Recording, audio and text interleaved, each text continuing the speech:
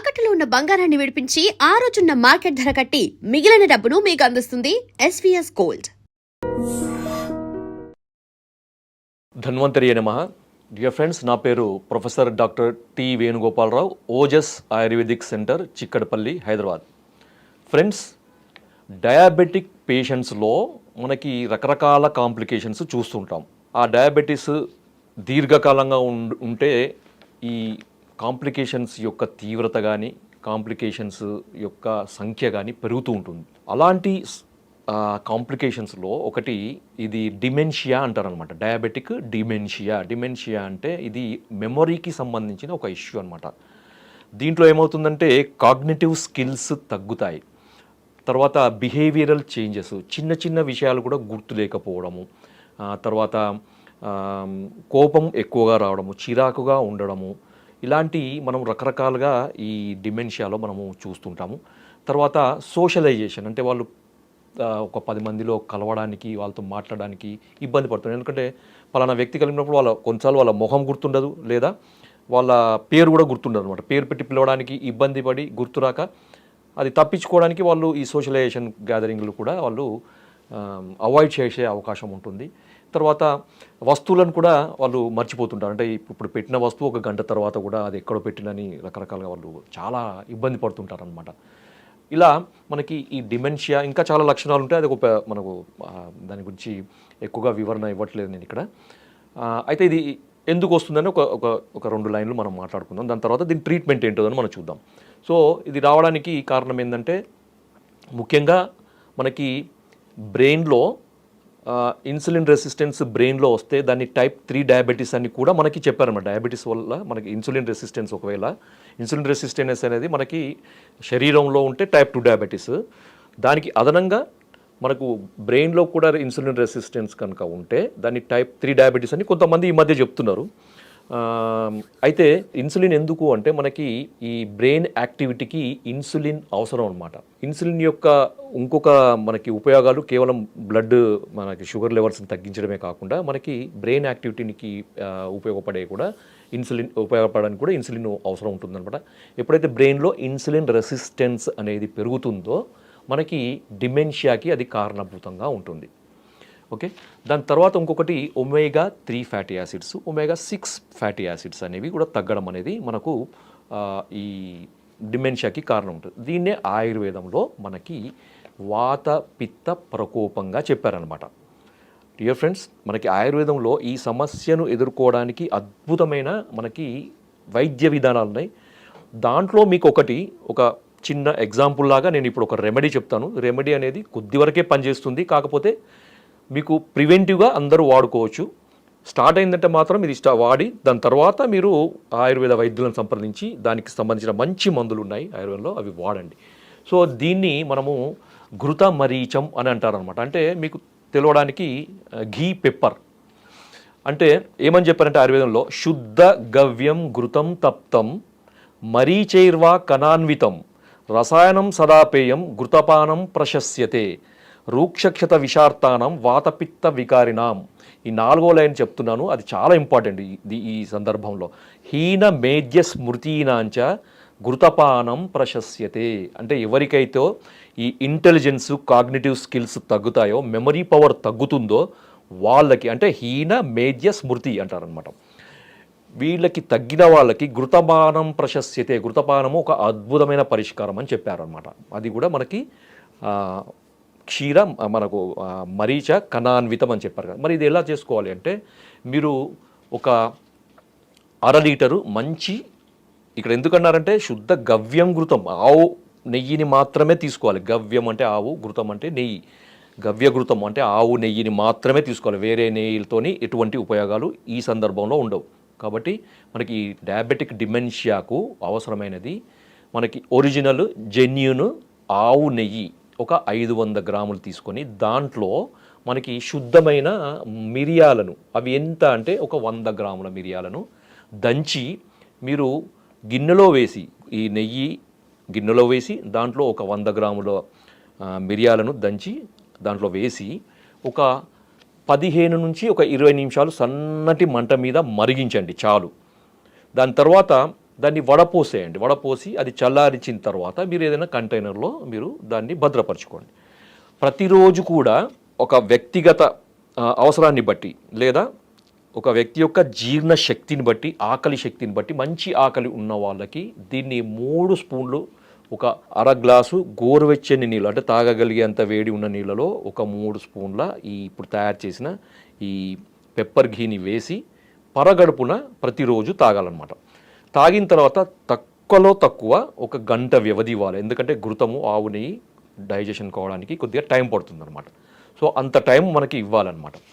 ఇది వ్యక్తిగత అవసరాన్ని బట్టి కొంతమందికి 2 స్పూన్లు అవసరం ఉంటుంది, కొంతమందికి ఒకటే స్పూన్తోనే మనకి ఈ జీర్ణశక్తికి సరిపోయేంత ఉంటుంది. కాబట్టి 1 నుంచి 3 స్పూన్ల వరకు ప్రతిరోజు కూడా తీసుకోవచ్చు. ఎంతకాలం తీసుకోవాలంటే మీకు ఎంతకాలం తీసుకున్నా దీనివల్ల నష్టమే ఉండదు, ఇంకా ఉపయోగాలు ఉంటాయి. ఎందుకంటే మనకి ఆవు నెయ్యిలో ఆవు నెయ్యి అనేది భగవంతుడు మనకు ప్రసాదించిన ఒక అద్భుతమైన ఔషధం అన్నమాట. దాని యొక్క విలువ తెలియక మనకు ఇన్ని రోజులు మనకు ఆయిల్ అని ఈ ఆయిల్ అని తర్వాత కొలెస్ట్రాల్ నెయ్యి కొలెస్ట్రాల్ పెరుగుతుంది మన మీద ఒక తప్పుడు అభిప్రాయాన్ని మనకి క్రియేట్ చేసి మనకు ఈ ఘృతాన్ని మనకి ఈ నెయ్యిని దూరం చేశారనమాట. ఇప్పుడు మళ్ళీ తెలుసుకొని మళ్ళీ ఘృతం ఈ ఆవు నెయ్యి వాడండి అని చెప్తున్నారు. ఎందుకు అంటే దీని యొక్క మీద రీసెర్చ్ జరిగిన దాన్ని బట్టి వాళ్ళు చెప్తున్నారు. ఏమి అంటే ఈ నెయ్యిలో మనకి omega 6 fatty acids, omega 3 fatty acids ఉంటాయి. కాబట్టి ఇవి మెదడుకు, బ్రెయిన్ యొక్క యాక్టివిటీకి, బ్రెయిన్ యొక్క నరిష్మెంట్కి అవసరము. అదే ఇప్పుడు ఎక్కడైతే మనకు ఇంతకుముందు చెప్పాం కదా, omega 6 fatty acids, omega 3 fatty acids తగ్గడం వల్ల ఈ డిమెన్షియా వస్తుంది అని. ఫ్రెండ్స్, ఇంకొక అద్భుతమైన విషయం ఏంటంటే చాలామందికి తెలియంది ఏంటంటే మీకు ఒక అపోహ, ఒక తప్పుడు అభిప్రాయం ఏంటంటే డయాబెటీస్ ఉన్నవాళ్ళు ఆవు నెయ్యి వాడొద్దు, ముఖ్యంగా నెయ్యి వాడొద్దు, దాంట్లో ముఖ్యంగా ఆవు నెయ్యి వాడొద్దు అనే ఒక తప్పుడు అభిప్రాయం చాలామందిలో ఉంది. నిరభ్యంతరంగా వాడుకోండి. ఎందుకంటే టైప్ 2 డయాబెటీస్ రావడానికి ఒక కారణం ఏంటంటే ఇన్సులిన్ యొక్క రెసిస్టెన్స్, ఇన్సులిన్ పని చేయకపోవడము. ఇన్సులిన్ సరిగా ఉత్పత్తి అవుతుంది కానీ అది కణాలకు చేరకుండా ఉంటుంది. ఎందుకంటే ఇన్సులిన్ ప్రభావం అనేది అక్కడ ఉండదన్నమాట. ఎందుకంటే రెసిస్టెన్స్ వస్తుంది. ఈ ఆవు నెయ్యి ఇన్సులిన్ రెసిస్టెన్స్ని తగ్గిస్తుంది అనేది చాలా రకాల పరిశోధనలు తేల్చి చెప్పినాయి అనమాట. ముఖ్యంగా బ్రెయిన్లో కూడా మనకి ఇన్సులిన్ రెసిస్టెన్స్ని తగ్గిస్తుంది. కాబట్టి ఇన్సులిన్ పనిచేస్తుంది, బ్లడ్ షుగర్ తగ్గుతుంది, మనకి మెదడు యొక్క కణాలకి రక్తం ద్వారా మనకి షుగరు అనేది మెదడు కణాలకు చేరి వాటి యొక్క పోషణ సరిగా ఉండి ఈ సమస్య అనేది బయటపడుతుంది. తర్వాత ఇంకొకటి ఈ మధ్య గట్ బ్రెయిన్ యాక్సిస్ అని కూడా చెప్తున్నారు కదా. మనకి గట్కి తర్వాత బ్రెయిన్కి చాలా సంబంధం ఉంటుంది. ఎందుకంటే మనకి గట్ అనేది కూడా సెకండ్ బ్రెయిన్ అని చెప్పారు. ఎందుకు అంటే మనకు బ్రెయిన్లో అయితే న్యూరల్ నెట్వర్క్ ఎంతైతే మనకు ఉంటుందో అంతే న్యూరల్ నెట్వర్క్ అనేది మనకి కోలంలో పుట్టలో ఉంటుందని మనకి చెప్పారు. ఇదే ఆయుర్వేదంలో మనకి ఎప్పుడో చెప్పారు. అపాన స్థానము మనకి పంచవిధ వాతాలలో అపాన వాతం అనేది ఒకటి. దీనివల్ల మనకి ఈ అపాన స్థానంలో ఉండే అన్ని అవయవాలకి నర్వ్స్ సప్లై కండక్షన్ ఉంటుంది. దానివల్ల దీని అపాన స్థానం చెడిపోవడం వల్ల దాని యొక్క ప్రభావం మనకి మెదడు మీద ఉంటుందని, బ్రెయిన్ మీద ఉంటుంది, శిరస్సు మీద ఉంటుందని ఆయుర్వేదంలో కూడా ఎప్పుడో చెప్పారు. సో అది ఇంకా డీప్గా మనం వెళ్ళకుండా గట్ బ్రెయిన్ యాక్సిస్లో మనకి దానికి సందర్భంలో మనకి కోలన్ చెడినప్పుడు అంటే గట్ చెడినప్పుడు దాని ప్రభావం మెదడు మీద కూడా పడుతుంది.